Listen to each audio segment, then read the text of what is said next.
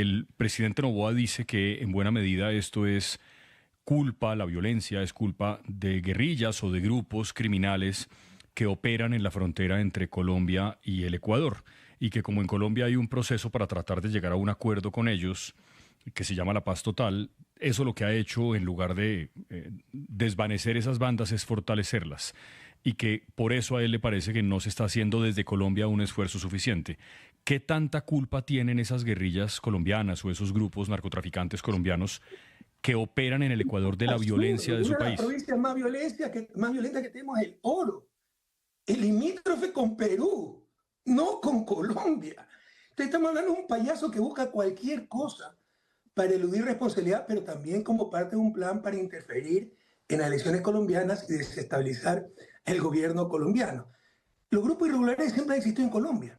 Claro, ahí hay producción. Colombia es el principal productor, con todo respeto, de cocaína del mundo, ¿no? Está saliendo por los puertos ecuatorianos, pero siempre ha sido así, se luchaba. Y en mi gobierno, Ecuador fue el segundo país más seguro de América Latina. Y no éramos ni de lejos de los principales exportadores de cocaína. Es porque se ha destruido el Estado, porque no hay las capacidades, pero tampoco la voluntad para realmente combatir el narcotráfico, la razón por la que estamos en la situación en que nos encontramos. Porque le insisto, si hubiese realmente voluntad política de luchar contra el narcotráfico, lo último que sería echarle la culpa a Colombia o ir a bombardear la frontera. Sí, lo otro que no se entiende mucho es cuál es la relación entre seguridad y aranceles, porque el aumento de aranceles lo que hace es favorecer el contrabando, que es otra actividad delictiva de frontera. No, plenamente de acuerdo. Yo soy economista y no lo sé explicar. ¿Cuál es la relación entre los camellos y la naranja? No lo sé. O sea, hay inseguridad, la culpa de Colombia le vemos a aranceles. Con eso aumenta pues la inseguridad, porque aumenta el contrabando, aumentan las actividades ilícitas. Pero es obvio. Sí, señor expresidente, el presidente Gustavo Petro viajó a Quito a la instalación, posesión del presidente Noboa el 24 de mayo de 2025 y terminados los actos oficiales se desplazó en un avión a Manta, en Ecuador. Allí permaneció unos días en una urbanización privada. Y hay una serie también de guerra de narrativas por parte de versiones periodísticas de ese país que dan cuenta de que, al parecer, el presidente Petro sostuvo un encuentro con jefes de bandas criminales de Ecuador. Y, pues, naturalmente, está la versión del presidente Petro, quien dice que se fue a escribir parte de su libro. Intuye usted que me va a responder, pero frente a esas, digamos, contradicciones, ¿cuál es su posición? Que también se reunió con un par de marcianos. Demuestra que no es así. Por el amor de Dios, no podemos repetir esas preguntas, esos bulos, esas noticias falsas. Se lanza un bulo, se lanza una infamia y es la víctima la que tiene que probar que no es así. ¿Cómo usted prueba que no se reunió con alguien? El que acusa es el que tiene que probar. Pero estamos todos invirtiendo. Entonces, le hace un gran daño a la democracia, a la opinión pública, la verdad, por favor. Yo también le estoy acusando a Petro de que se reunió en Manta con 2 marcianos. Que me demuestre que estoy mintiendo. Vamos a esperar. Expresidente Correa, ahora que usted está hablando de pruebas y de cosas que se han demostrado, el año pasado se condenó a una fiscal aquí en Colombia, Consuelo Montañez, por haber adulterado las pruebas de una investigación, la investigación de un secuestro, del secuestro de un hombre de su país, Fernando Balda. Lo que se terminó determinando por parte del Tribunal de Colombia es que esta fiscal, al alterar las pruebas, hizo pasar por un secuestro simple lo que era un secuestro agravado.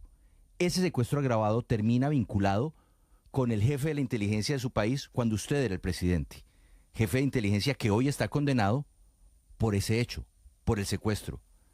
Usted en su momento... Para la justicia de Ecuador, yo no sé si usted ha visto, pero puede buscar en Google, que no lo publicó la mafia mediática, que el principal testigo de ese caso, Raúl Chicaiza, policía con el cual ni siquiera he hablado, dijo que 2 veces lo habíamos llamado, yo personalmente lo había llamado, para ordenar el secuestro.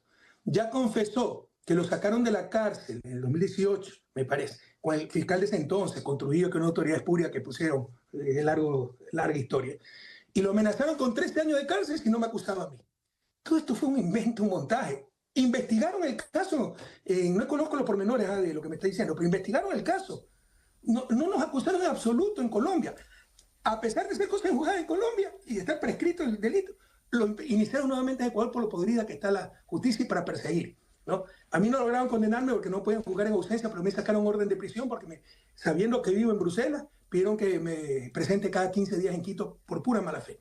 Pero en todo caso, el testigo estrella, el policía Raúl Chicaiza, que lo hicieron declarar que le había ordenado 2 veces por teléfono secuestrar a un delincuente como Balda que estaba prófugo en Colombia y que 2 meses después fue deportado. ¿Para qué lo vamos a secuestrar si 2 meses después ya se lo deportó? Los trámites de deportación duran meses, o sea, eso tenía ya varios meses en marcha, ¿no? Ya confesó, está en video, lo ha ocultado la prensa ecuatoriana, que lo sacaron de la cárcel, lo amenazaron con 13 años de cárcel si no me involucraba. Esa es la realidad de este caso. Pero su ex jefe de inteligencia sigue preso por el caso, porque si todo era mentira, él debería estar libre. Ya cumplió su condena, lo que fue absolutamente injusto. Pero así es, esa es la persecución que hemos vivido. Despido. Señor expresidente, Se una repitió inquietud el final. juicio en Ecuador cuando se había juzgado ya el caso en Colombia. En Colombia no involucraba a nadie del gobierno, en Ecuador todos éramos del gobierno, con falsos testimonios, pruebas manipuladas, casos prescritos. Terrible. No hay ninguna garantía en Ecuador, vivimos una verdadera dictadura. Señor expresidente, no puedo despedirlo agradeciéndole su tiempo sin preguntarle por su caso. ¿En qué va su caso? ¿Usted algún día va a volver al Ecuador? Por supuesto, y no solo vamos a volver, sino que a vencer. Y ojalá, sin odio, pero con memoria, porque son 200 años de historia lo mismo. No entendemos que estas son las causas de su desarrollo. La trampa, la zapada, la mala fe, y luego en nombre de unidad todo hay que olvidarlo y ver para adelante, y se pierde mucho más lo que se gana. Porque lo más valioso para el desarrollo son los intangibles, los principios, los valores, el respeto a la ley. Yo soy un expresidente al cual acusaron, condenaron por influjo psíquico. La primera prueba son $6.000 que recibí soborno, $6.000. Que además lo deposité en mi cuenta personal en un banco del Estado. O sea, soy tan bruto que recibo $6.000 en soborno para depositarlos en mi cuenta personal en un banco del Estado. Esa es la prueba, ¿no? Me acusaron de dirigir el sistema de compras públicas. ¿Cómo arreglar? Lo cual es absolutamente falso. No existen sobornos, no existen nada. Pero esa cantinflada se ha mantenido ya 6, 7 años para impedirme regresar al país porque saben que regreso al país le ganamos todas las elecciones. Eso está a nivel internacional, en el sistema de Naciones Unidas. Pero es otra cosa que la humanidad debe revisar porque la justicia internacional demora demasiado. El sistema interamericano demora 20 años. El sistema de Naciones Unidas, 8 o 10 años. Además que está muy golpeado por el recorte de fondos por parte sobre todo de la administración Trump y demora aún más. Pero eso sigue su marcha. En algún rato nos darán la razón, pero justicia que tarda no es justicia. El daño ya es muy grande, ¿no? ¿Cuál será el origen, señor expresidente, y se lo pregunto con todo respeto, de esa constante en el Ecuador que es de un presidente perseguido por un expresidente y luego pasa lo mismo y se repite lo mismo y uno tumba a otro? ¿Cuál será el origen de esa constante en la política ecuatoriana? Bueno, los mismos motivos que asesinaron a Bolívar, ¿no? Porque Bolívar fue asesinado por lo que un psicólogo español llama el síndrome de mediocridad inoperante activa, MIA. Los mediocres, al no poder superar a la persona a la cual envidian, tratan de destruirla. Entonces esa ha sido la historia de América Latina. Pero hay excepciones en esa historia, por si acaso. ¿A qué expresidente nosotros perseguimos? Yo sucedí al presidente Alfredo Palacio. Revise pues alguna vez se persiguió por Alfredo Palacio. Por el contrario, se dieron amnistías a una serie de funcionarios perseguidos, injustamente perseguidos, de otro gobierno. Nos podíamos lavar muy fácilmente las manos, pero no es nuestro estilo, para tratar de pacificar al país. Entonces no pueden meter a todos en la misma canasta. Pero sí, una constante latinoamericana de nuestra independencia y de antes de la independencia, ¿no? Pero, y que es una de las causas de su desarrollo.